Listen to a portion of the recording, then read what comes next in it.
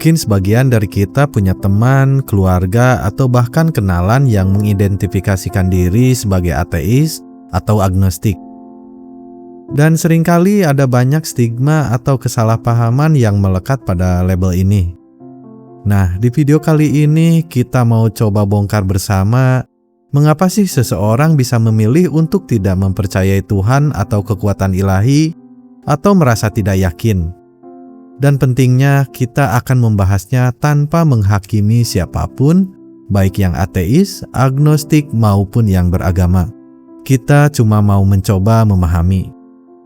Seringkali kalau dengar kata ateis, yang terlintas di benak banyak orang adalah, oh mungkin dia putus asa, atau paling dia malas beribadah.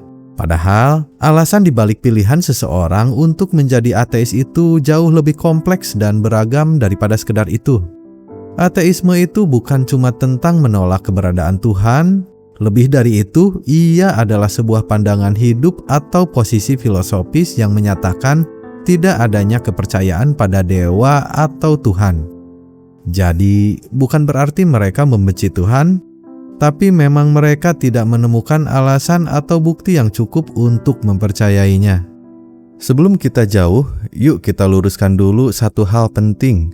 Apa sih bedanya ateis dan agnostik? Seringkali dua istilah ini dianggap sama, padahal ada perbedaan fundamentalnya. Untuk yang pertama yaitu ateis. Secara sederhana, seorang ateis adalah orang yang tidak percaya pada keberadaan Tuhan atau dewa. Mereka telah sampai pada kesimpulan bahwa tidak ada bukti yang cukup kuat untuk mendukung klaim keberadaan Tuhan, dan oleh karena itu mereka tidak mempercayainya. Ini adalah posisi keyakinan atau ketiadaan keyakinan. Dan yang kedua adalah agnostik. Nah, kalau agnostik itu sedikit berbeda. Seorang agnostik adalah orang yang tidak mengklaim tahu apakah Tuhan itu ada atau tidak. Mereka mungkin merasa bahwa keberadaan Tuhan tidak dapat dibuktikan atau dibantah secara definitif oleh akal manusia atau ilmu pengetahuan. Jadi mereka tidak menyatakan Tuhan itu ada, melainkan saya tidak tahu apakah Tuhan itu ada atau tidak. Ini adalah posisi pengetahuan atau ketiadaan pengetahuan. Atau yang ketiga bisa jadi keduanya.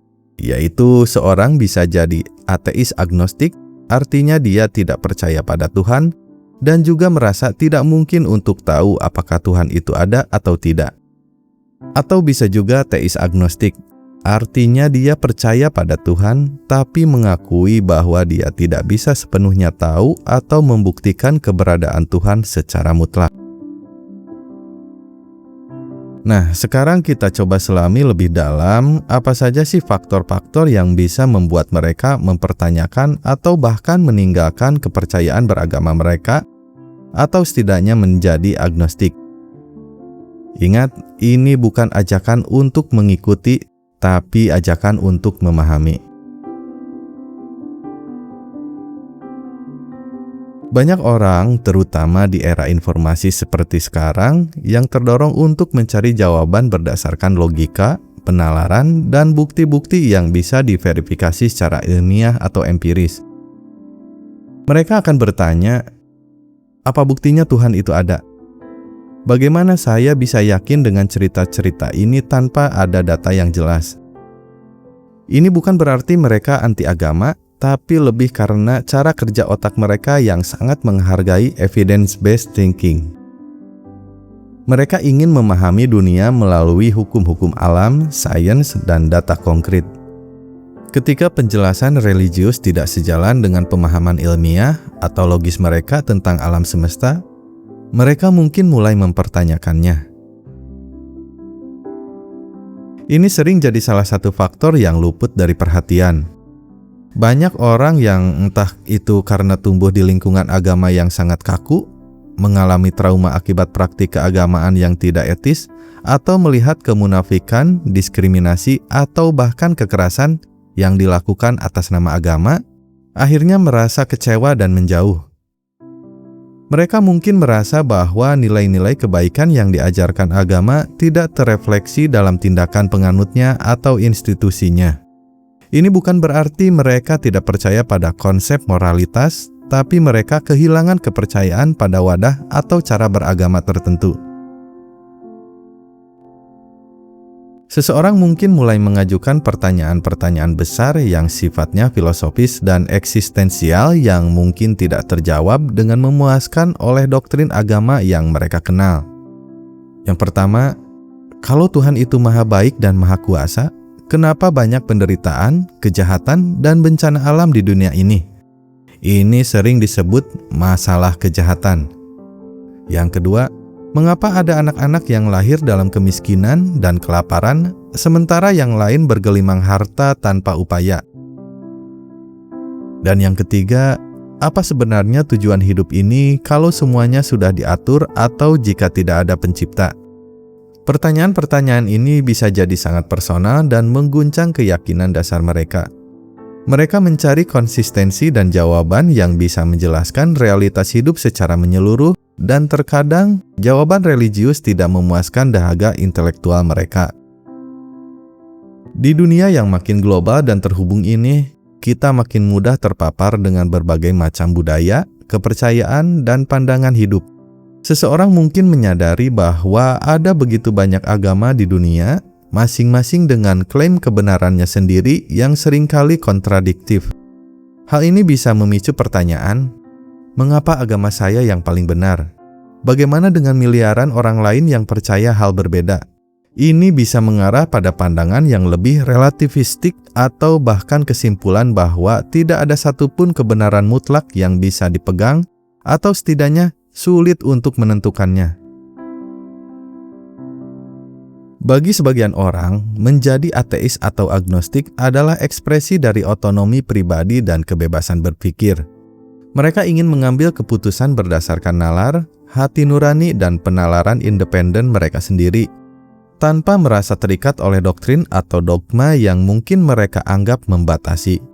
Mereka ingin bertanggung jawab penuh atas moralitas dan nilai-nilai yang mereka pegang, bukan karena takut hukuman ilahi atau iming-iming pahala, tapi karena mereka meyakini secara internal. Mereka ingin membangun moralitas dari fondasi kemanusiaan dan empati, mungkin dari perintah eksternal. Jadi teman-teman, bisa kita lihat ya, alasan seseorang menjadi ateis atau agnostik itu kompleks banget. Ini bukan cuma soal tidak percaya atau tidak yakin, tapi seringkali merupakan hasil dari sebuah perjalanan intelektual, emosional, dan personal yang panjang. Ini adalah sebuah perjalanan mencari jawaban dan makna hidup yang bisa jadi berbeda-beda bagi setiap individu. Yang paling penting dari semua ini adalah kita tidak perlu setuju dengan pandangan seseorang untuk bisa memahami dan menghormati mereka.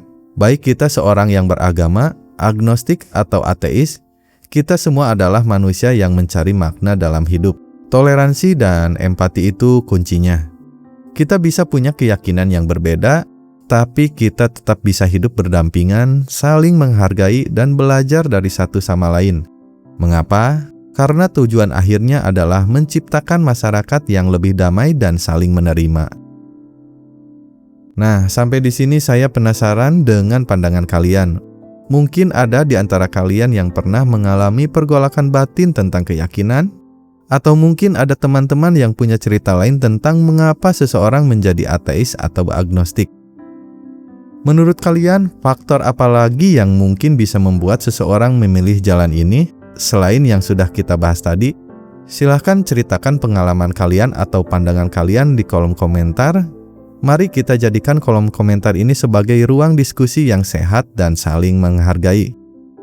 Saya akan baca komentar-komentar kalian dan mungkin kita bisa bahas di video selanjutnya.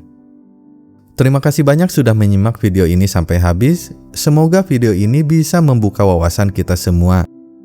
Mari terus belajar, terus bertanya, dan terus mencoba memahami sesama. Sampai jumpa di video berikutnya.